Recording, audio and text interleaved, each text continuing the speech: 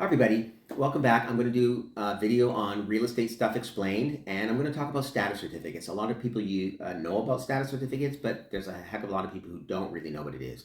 And a status certificate pertains to purchasing a condo.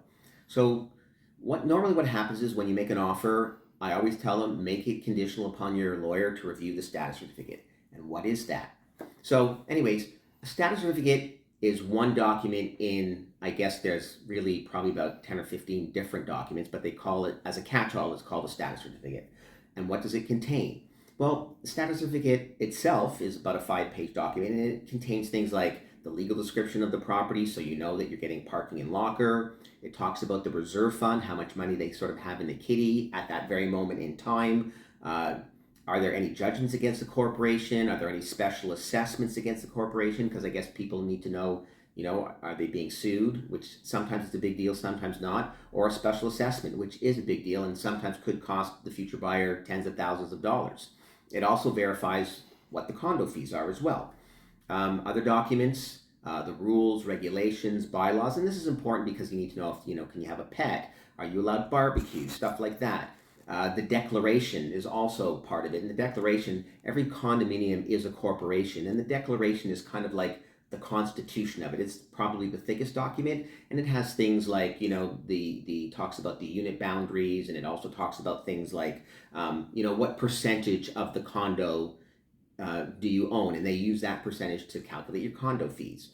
There's the financials, so you have audited and unaudited financial statements, and they're produced, and you basically need to know, like, where's the money being spent, what's going to happen, are we going to be putting in windows, can we afford to do that, stuff like that.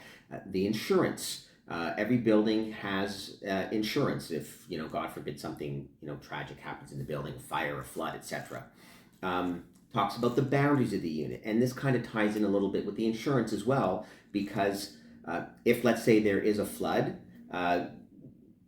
everything has to be replaced. Now, the condo will replace whatever to the unit boundaries, it defines the unit, but then you have to make sure that your insurance covers anything else. So if something should happen and you put in, let's say, really expensive hardwood flooring, if something should happen to the building will replace it, but they'll put in like the builder's laminate. So you have to know for your insurance, maybe I have to upgrade it a little bit because, I need to pay to put that other stuff back.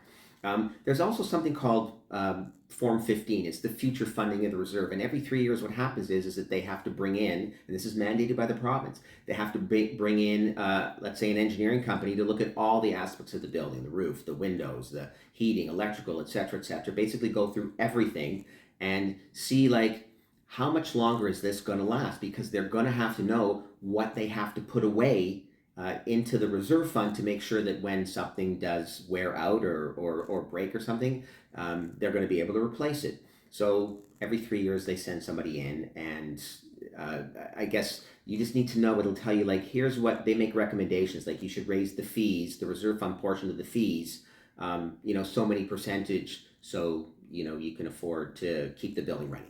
Anyways, a lot of information, I know. I love doing these videos. Like, share, and we'll talk soon.